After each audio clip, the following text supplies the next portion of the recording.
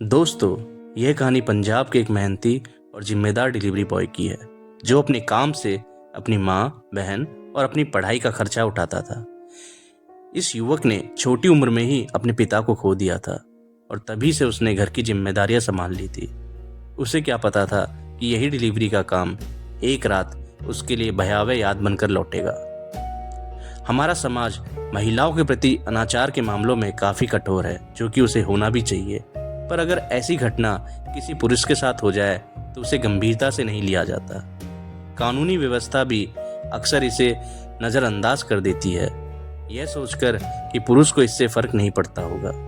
लेकिन सच तो यह है कि किसी भी प्रकार का यौन उत्पीड़न व्यक्ति की आत्मा को झंझोड़ देता है, चाहे वह पुरुष हो या महिला। मानसिक आघात और दुख का कोई लिंग नहीं होता। एक रात इस लड़के को देर रात की डिलीवरी का संदेश मिला।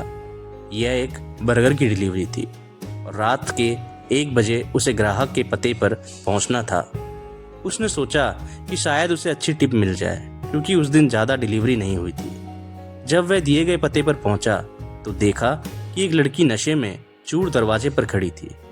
उसने बर्गर लिया और उसे अंदर इंतजार करने के लिए कहा ताकि वो पैसे ला सके। लड़के ने पहले तो अंदर जाने से मना कर दिया, लेकिन जब लड़की ने दबाव डाला और थोड़े अनमने ढंग से बात की तो वह हिचकते हुए अंदर चला गया। अंदर जाने पर उसने देखा कि वहाँ 2 और लड़कियां भी थी जो शराब के नशे में धुत थी। लड़के को वहाँ ठहरने के लिए उसे कोल्ड ड्रिंक ऑफर की गई। उसने जाने की कोशिश की और कहा कि उसे सुबह कॉलेज भी जाना है, पर उसके मना करने के बावजूद लड़कियों ने जबरदस्ती उसे कोल्ड ड्रिंक पीने को कहा। लड़के ने सोचा कि शायद जल्दी ही पैसे मिल जाएंगे, तो उसने कोल्ड ड्रिंक पी ली। लेकिन उसे नहीं पता था कि उसमें नशीली गोलियां मिली हुई थी। कुछ देर में उसे चक्कर आने लगे और वह अपना संतुलन खोने लगा। एक लड़की ने उसे कमरे में ले जाकर बंद कर दिया। नशा इतनी तेज था कि वह कोई प्रतिरोध नहीं कर सका। उस भयानक रात में उन लड़कियों ने उसके साथ कई बार जबरदस्ती की। वह अधमरी अवस्था में सब कुछ महसूस करता रहा, पर कुछ कर पाने में असमर्थ था। सुबह जब उसे होश आया तो उसने खुद को कमरे के बाहर पड़ा पाया। लड़कियों ने उसे धक्के मारकर बाहर कर दिया और जाने को कह दिया। वो लड़का हतप्रभ था, समझ नहीं पा रहा था कि उसके साथ हुआ क्या। घर पहुंचने के बाद वो दिन भर चुप बैठा रहा। कई दिनों तक उसने किसी से बात नहीं की।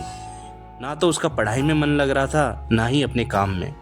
सबसे बड़ी तकलीफ की बात यह थी कि वो यह सब किसी से कह भी नहीं सकता था, क्योंकि समाज इस बात को कभी स्वीकार नहीं करता कि किसी लड़के के साथ भी बलात्कार हो सकता है।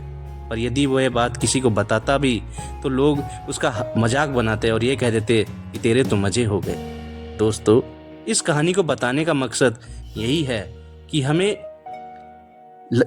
हमें और आपको क्या ये लगता नहीं है कि पुरुषों के लिए भी ऐसी घटनाओं के खिलाफ कठोर कानून होने चाहिए, ताकि कोई भी पीड़ित पुरुष समाज के डर से अपनी बात को छुपाए ना। आप अपनी राय कमेंट में जरूर बताएं।